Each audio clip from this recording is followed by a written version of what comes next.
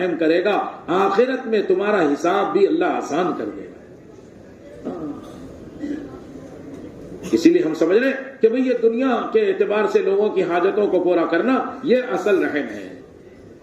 اچھی بات ہے، سخاوت کی بات ہے، کسی کی مدد کر دیا، کسی کا تعاون کر دیا، کسی روز کا قرض ادا کر دیا، کسی بیمار کو دوا پہنچا دیا، بہت ساری باتیں ہیں، لیکن کام اصل یہ نہیں ہے۔ کام جو اصل تھا کہ اس کو کرتے ہوئے وہ اللہ کے بندوں کو اللہ کی طرف بلانا اور اس محنت سے ان کو مطمئن کرنا، ہر مسلمان کو اس محنت کے لیے تیار کرنا۔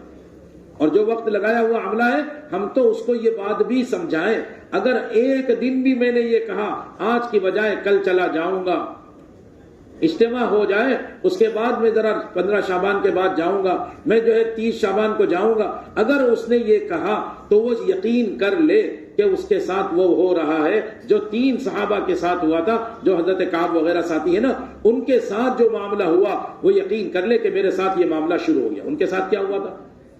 50 دن تک اللہ تعالیٰ نے منع کر دیا ان سے بات بھی مت کرنا۔ اللہ کے رسول صلی اللہ علیہ وسلم جو تمام کائنات کے لیے رحمت بنا کر بھیجے گئے، وہ نبی بھی ان سے ناراض ہے اور ان سے بات نہیں کر رہے۔ اب یہ سوچ لو کہ میرا وقت نہیں لگ رہا تو میں اتنا کافی نہیں ہے کہ بھئی میرا سارا وقت نہیں لگا تو میں استغفار کر لوں۔ کتنے لوگ اس چلے سے، اس 4 مہینے سے گناہوں سے بچ سکتے تھے، کتنے لوگ خیر کے اور نیکی کے کام پر پڑ سکتے تھے، لیکن محنت کے چھوٹنے کی وجہ سے یہ سارے کے سارے رہ گئے، یہ گناہوں میں پڑے رہ گئے اور یہ نیکیوں پر آنے سے رہ گئے۔ تو اس کا وبال کس پر آ رہا ہے؟ آپ سوچو تو صحیح۔ ہم اتنا سوچتے ہیں کوئی بات نہیں، میرا گشت نہیں ہوا۔ جس گشت کے ذریعے جو خیر پھیلنی تھی اور جو شر رکنا تھا، ہم نے وہ گشت نہیں کیا، تو صرف اتنا معافی مانگنے سے کام گزارا کیسے ہو جائے گا کہ جی ہمیں معاف کر دو اللہ، ہم سے گشت نہیں ہوا؟ ارے وہ گناہ میں پڑے رہ گئے اور یہ خیر وجود میں آنی تھی وہ رک گئی، تو ہم تو بہت بڑے مجرم ہو گئے۔ گشت تو اسی بات کے لیے ہوتا ہے نا، گشت تو اسی بات کے لیے ہوتا ہے تاکہ ساری خیر وجود میں آتی ہے۔ اللہ تعالیٰ کا حکم ہے لِتُنذِرَ أُمَّ الْقُرَىٰ وَمَنْ حَوْلَهَا، اپنے محلے میں بھی گشت کرنا اور پڑوس کے محلوں میں بھی گشت کرنا، ہر جگہ جاؤ۔ پھر آپ نے، اللہ کے نبی صلی اللہ علیہ وسلم نے جب یہ آیت اتری انذر عشیرتک الاقربین کہ اپنے رشتہ داروں کو ڈراؤ، تو آپ نے حضرت علی سے کہا رضی اللہ عنہ، کہتے میں چھوٹا سا تھا، آپ نے فرمایا 14 چھٹاک کھانا بنا لو، گوشت 14 چھٹاک جانتے ہیں 700 گرام، 50 ملی گرام کا ایک چھٹاک، کہا یہ بنا لو۔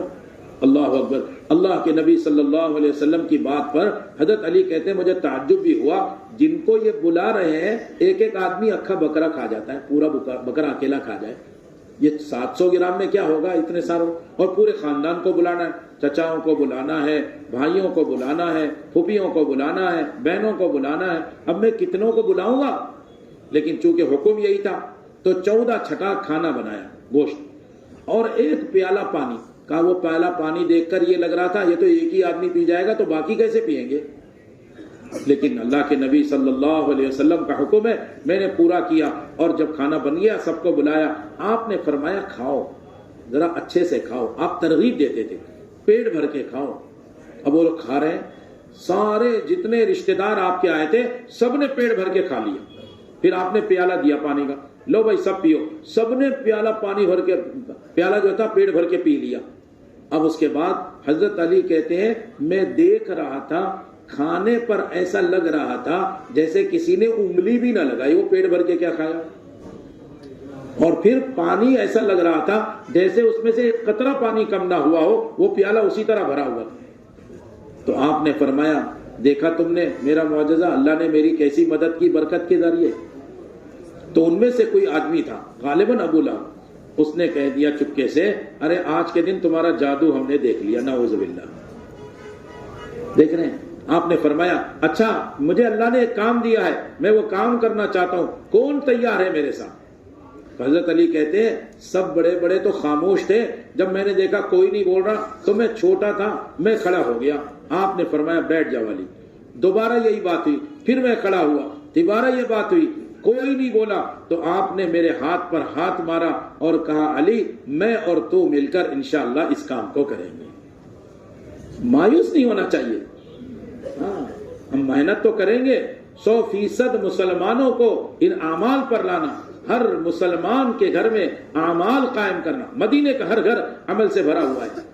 ایک ایک گھر کے اندر وہ اعمال تھے. اگر شوہر بھی بھوکا آ کر مانگے تو شکایت کرنے کی بجائے وہ اللہ سے بیوی کہہ رہی ہے میرا شوہر بھوکا ہے, کچھ ایسا دانے دے دے, چکی میں پیسو, آٹا بنا کے روٹی بنا کے شوہر کو کھلاؤ, کچھ اناج دے دے میں چولہے پہ رکھ کے پکا کے کھلا دوں. ایسی دعا کر رہی, شکایت نہیں کر رہی. جب گھر والوں کا مزاج اور تعلق اعمال کے راستے سے اللہ سے ہو جائے گا تو پھر ہمارے گھر کے لوگ ہمارے معاون بنیں گے. ہمارے گھر کے لوگ ہمارے معاون بنیں گے, شکوہ شکایت نہیں کریں گے.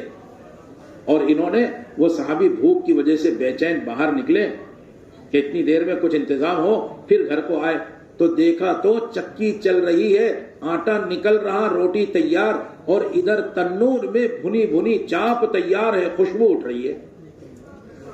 اب انسان کا مزاج ہے کہ بھئی چکی کیسے چل رہی ہے تو دیکھیں گے. فوراً حضور پاک صلی اللہ علیہ وسلم کی خدمت میں آئے, کارگزاری سنائی. ایک آدمی کی بھی کارگزاری آپ اہتمام سے سنتے تھے. آپ نے جو ہے کہا, فوراً ہی سوال قائم کیا, تم نے چکی کا پتھر تو نہیں اٹھایا جو پاٹ ہوتا ہے اوپر والا؟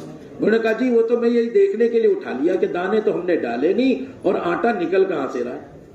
اللہ اکبر. آپ نے فرمایا جب تک تمہاری موت نہ ہوتی یا میں جب تک زندہ رہتا, بلکہ قیامت تک اللہ چکی چلاتے رہتے, آٹا نکلتا رہتا. ہاں اللہ کی قدرت. اب آپ سوچو گے چکی تو چلی نہیں, یہ بات تو کہہ رہے ہیں کیوں بھائی, اتنا بڑا سورج پوری دنیا میں 24,000 کلومیٹر کا ریڈیس, اس کو گھوم کر پورا کرتا ہے, اس کو اللہ چلا رہے ہیں تو کیوں بھائی چکی نہیں چلا سکتے؟ اللہ تو بڑی قدرت والا ہے. زمین سے اناج نکال رہے ہیں, زمین کھود کر دیکھو اناج ہے نہیں. حضرت مولانا یوسف صاحب رحمۃ اللہ علیہ فرمایا کرتے تھے جہاں جہاں سے نکلتا ہوا نظر آ رہا ہے انسان اپنی محنت کی طاقت وہاں لگا رہا ہے. حالانکہ صحابہ نے اللہ کے خزانے سے نکلتا ہوا دیکھنا سیکھ لیا تھا, تو پھر پورے ایمان کی اور اعمال کی طاقت اللہ کے خزانے سے لینے پر لگا دی. ہم کس پہ لگا رہے ہیں؟ دکان پر, تجارت پر, کھیتی باڑی پر. زمین سے غلہ نظر آ رہا ہے, کسان زمین پر محنت کر رہا ہے, سردی گرمی دھوپ بارش کچھ نہیں دیکھتا. ہر آدمی کا یہ مزاج. یہ ایمان اور اعمال کی محنت کے راستے سے اللہ تعالیٰ برکت کے دہانے کھول دیتے ہیں. دہانے دروازوں کو کہتے ہیں. وَلَوْ أَنَّ أَهْلَ الْقُرَىٰ آمَنُوا وَاتَّقَوْا لَفَتَحْنَا عَلَيْهِمْ بَرَكَاتٍ مِّنَ السَّمَاءِ وَالْأَرْضِ. زمین اور آسمان سے برکتوں کے دروازے اللہ کھول دیں گے اگر ایمان اور اعمال کی محنت میں بندے لگ جائیں. حضرت مغیرہ ابن شعبہ رضی اللہ عنہ رستم کے دربار میں گئے اور وہاں جا کر اس نے پوچھا کیوں آئے ہو؟ تو کہنے لگے یہ جو جتنا تمہاری سلطنت ہے, محلات ہیں, باغات